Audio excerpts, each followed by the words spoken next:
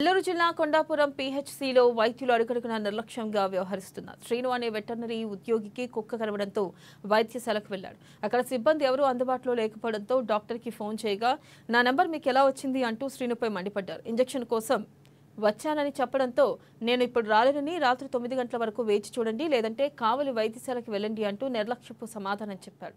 దీంతో అక్కడి నుంచి వెనుదిరిగారు. ఇప్పటికైనా ఉన్నతాధికారులు స్పందించి ఇలాంటి వారిపై చర్యలు తీసుకోవాలని బాధితులు ఆవేదన వ్యక్తం చేస్తున్నారు. గవర్నమెంట్ హాస్పిటల్కి వచ్చిన అర్ధగంట అయిపోయింది. సిబ్బంది ఎవరు లేరు. తలుపులు అయితే తీసిందో ఒక్క సిబ్బంది కూడా లేరు. ఫోన్ చేస్తే మీరు కావలికి పోయేసి చేయించుకోండి అని చెప్పినారు. ఈ విధంగా నిర్లక్ష్యంగా ఉంది సార్ పరిస్థితి ఇది సార్. దీనికి తగ్గ న్యాయం చేయాల్సిందిగా కోరుతున్నాను. PHC government hospital